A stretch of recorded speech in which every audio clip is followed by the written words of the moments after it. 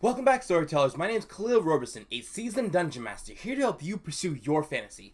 And in today's video, what we're going to be talking about and discussing is how to play D&D online using a platform called Roll20. So, without further ado, let's get into it. So, just to start off with, I am being sponsored by Roll20 in order to do this video. But I've been using Roll20 for approximately a year. Yeah, next month it'll be a year of me using Roll20, and I have really loved it. I love the fact that you can get a free account in which you can do basically everything and anything that you need to do as a dungeon master, and then you can pay for additional accounts that are just add some nice beautiful caveats right on top. But nonetheless, I've been enjoying my run and using Roll20, so I'm glad they reached out and sponsored us for our first sponsor ever. So without further ado, let's get into Roll20. First things first, you're gonna open up your browser, obviously. Then you're just gonna type in Roll20. Oh, I have caps locks on, ignore that. You're just gonna type in roll20.net. Sign in, do all of your account, all that mamma jamma. What you're going to do is you're going to click create new game, because obviously you're creating a new game because you're new to Roll20. All these games aren't going to be here because you haven't made these games. Now from here you're just going to name the game something. So I'm just going to name it Storytellers because I'm making this game to show you guys how to build your game. Now, you can, once you get to the point where you're playing a lot of games and it's starting to get confusing as to where all of your games are, you can actually tag your game as something specific in order to find it easier and just use a search key in order to find it. But I don't really do that because I don't have that many games yet, so it's not important. Next is you gotta choose a character sheet. For the most part, all of us are gonna be playing 5th edition, so you just click this character sheet, which is so lovely, so nice. And then from that, you just click I'm ready to create games. Now, this is something that you can do. I've personally never done it, and it's over here where you can go on the Roll20 marketplace, but I'll discuss that in another video. But now I like to do a few things before I even hop into the game. I just like to update the settings to make it a little more cleaner in the overall usage of it. So it'll pop you over here to the game, and you click settings, game settings, and it'll jump you over all the way to your game settings. First things first, leave everything alone aside for sharing your compendium with your players, which is something that you get for free, and basically it allows you to get the basic rules and all that stuff, which is pretty cool. I like it. You then want to change the roll queries from always rolling advantage to advantage toggle, which basically that allows your characters, or your players, to choose whether or not they want to roll with advantage, disadvantage, or no advantage or disadvantage. So that's something cool. Whisper rolls are important, and then always automatically roll damage and crit, because if you don't enable that, what'll happen is it'll roll the character's damage for that weapon, but it won't roll their damage, and you have to actually click the word, and it's really just an unnecessary step. So I always try to auto roll damage and crit. That way it just makes life easier for everything. From there, there's one more thing I do. There it is. Add dexterity dex to tiebreaker initiative. So what that does is it takes your dexterity score and it adds it as a decimal in case, for instance, your Tarask rolls the exact same initiative roll as your players does. So it just makes it a tiebreaker, and you don't have to do any extra rolls. Just does it right then and there for you. And then there's something else. Oh, ammo tracking. I personally have never had to use this, and basically it just allows you to track your ammo, which I've never used it. I think it's something that comes with the pro account, but that's besides the point. So I've never used it. I think it would be pretty interesting, but that's just me. And then you just go to save changes. Alright, perfect. Then you just go to Storytellers, and we're going to launch this puppy, and we're going to get this game started. First things first, you need to be able to get your players into the game. Now, the way you do that is you come over here, which this is the entire thing that pops up at first, and you hover over this, and it gives you the actual link. You click it, and it'll copy it. Oh, never mind, it'll send you somewhere else. But what you want to do is you want to click it, and copy the link address. And then you just paste it in whether or not you're using your Discord server, Twitter, I don't know, text messaging, wherever you're going to send it in order to get your players into the game. You're just going to copy and paste it over there, and then your players get it. So, one of the first things you're going to want to learn how to do in order to run any kind of Roll20 game is how do you roll dice. So, the first things first, in order to roll dice, there are two different ways to do it. One of them is, the other one's the way I like to do it.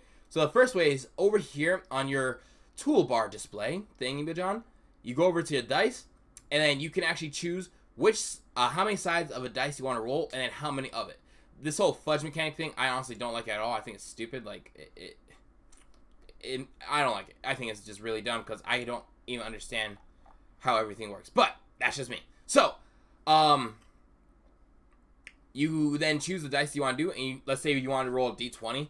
You just click d20, and you add your attack, saves, whatever you need to add. But that's a little more work than I personally like to do. So I do something else where you come over here to this chat area.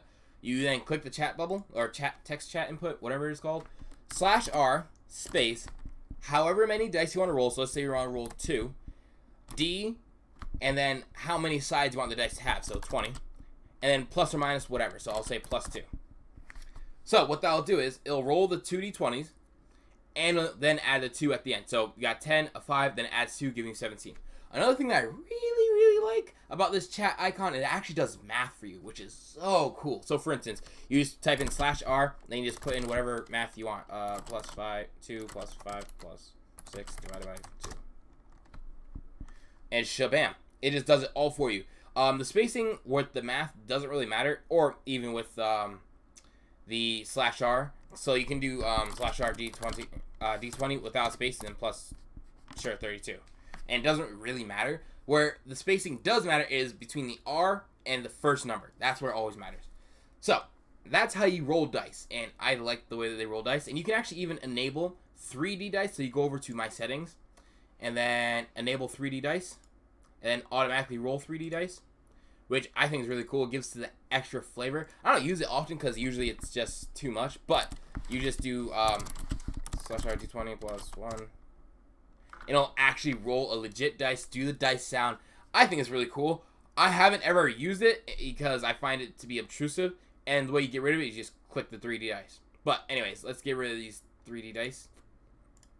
Alright, so the next thing you need to learn is how to set up your players' characters. So the way you do that is you go over here at the top of this chat bubble thing, and the third item to the right called journal, you click that. You then see this little ad right here. You then click add, and there are 3 options. You can either add a character, a handout, or a folder. Folder obviously helps you organize things. Handouts are handouts, and characters are a character sheet. What I personally like to do is I like to create a folder for specifically my characters. That way I just have it all nice and organized. I can minimize them and expand them if I need to use them, because you'll find after a while these things get super full. You then go over here, you then right click, and then you can choose to either add a folder beneath this folder, add a character, handout, sort it, rename, and delete. So you're going to add character, and it's just going to give you some random hocus pocus name. You're then going to left click, and it'll pop up this little window over here. Now, what you want to do is you want to set up all these character sheets before your players even know of the game. That way, once they know of the game, they want to jump in, you just give them their character sheet, say, hey, here you go. You need to build your character sheet and get ready, and your characters or your players can do that. The way you do that is you go over to edit, click that. You then set in players journals for all players, and can be edited and controlled by all players, and then save. And this little blue bubble should appear. What that'll allow your players to do is, as they're getting ready to build their characters on stuff, they can just hop in here and build their character whenever they want. They can change the names, all that stuff, which if they want to change the name, you just go over to edit, and then name, and just name it Mustafa. And then bomb, shake a bomb. And then basically what that allows you to do is once your players have all created their characters, you then can go in, click edit, and then make sure that only those players have access and control to their characters. So in players journals, we'll give it to me because I'm the only player, and we'll give it to me again. So now only me will get that, and it'll change the color to whatever color you pick down here, which I'll just choose black because I like black.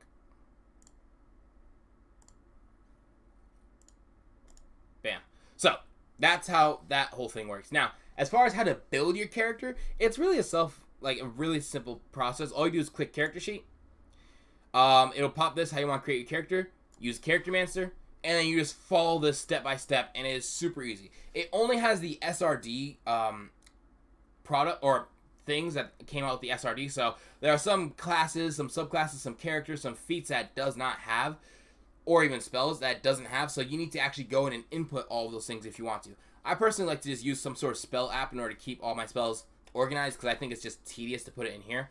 But that's just me personally. Once you do that, you just go, you'll wind up getting to review, apply changes, and then your character is done. That's how your players would create their characters. Now, the last thing that I'll be teaching you guys how to do today is creating handouts. So let's say you have the cliche start to a campaign. the adventurers walk into a tavern. They're sitting down, they're drinking their ale, they're having a good time, and they see a mysteriously hooded black figure in the corner who's just sitting there maniacally thinking. And he whispers, "Come here." Now the players come over to him, and he just slides over a piece of paper that has the mission detail on it. What you can actually do, which I think is so amazing, is put the information on the actual... how do I phrase this? You can actually make the information and put it in this game. That way it pops up to all the players and they can see exactly what that character is handing to them. So the way you do that is you just click Add, click Handout, and we'll name it Mysterious Notes. You can actually drop an image of what you want it to look like. So at a certain point, I might go into how to go on Google Docs and make the old paper look, which I think is so cool. But you can actually drop an image of what it looks like and what it says and whatnot, and then you can do the description. That way, in case they can't read it because it's in some sort of cursive calligraphy that is like, huh? You just write it in layman's terms over here. And then you can also use the handouts option in order to give them magical items, which I think is amazing. And what you can actually do is you can go on the GM notes and you can type in if the magic item is cursed, and this will only appear to you. You're the only person that'll ever be able to see this, so be careful to screen share your, not to screen share your screen. So yeah, you can actually pop this up and show your players, or no, you will be able to see that their curse is on this item, and that way you can always apply it. At the end, you just click Save Changes, and then this will pop out. So, let's say this scene's happening and you're describing this to your players. The amazing thing you can do is you can click Mysterious Note, click Show to Players, not visible to players, you then show it to everyone, and then it'll automatically pop up on their screen, showing them the handout that this character is giving them. And all of them create it at the exact same time. And I think the even cooler thing that always can happen is, let's say they exit out of this and they're like, oh man, what was the whole mission that we were supposed to do? Like, I don't remember. Can we see that handout again? You just say, okay, go into your journal, which will be the second one because they don't have the art load tab. So you click this, and then the mysterious note will always be there. They can click it, open it, and read it constantly over and over again. They just always have access to it, which is amazing. So yeah, that is something so cool that you can do and implement in your game. You actually go a little above and beyond and draw images and all that stuff in order to put on this so your players can really get immersed into the game. So that is everything that you need to know in order to get just basically started. Next video, we'll be talking about building maps, backgrounds if you're like me and you aren't really into the whole having detailed maps for everything. You prefer to do things in theater of the mind. You can have backdrops as you're describing these scenes and the actions and the epicness. So that's what we're going to be discussing in the next video. If you really like what you're seeing here, we have an amazing Discord server full of awesome storytellers, which honestly the Discord server is just popping. The story, like every storyteller in there is amazing. All of them are talking to each other. It's just amazing. You need to just join that Discord server, which will be linked in the description below. And if you'd like to follow me on Twitter, which I do some postings and whatnot, and I just talk about things that I like, little thoughts here and there, go ahead and follow me on Twitter at Khalil Roberson. And if you really like this video, please feel free to sneak attack that like button. And if you really, really liked it, please feel free to subscribe as I post new content just like this for storytellers just like you. And I'm hoping you're having a fantastic day. And in a world without fantasy, sometimes you need a little Dungeons and Dragons.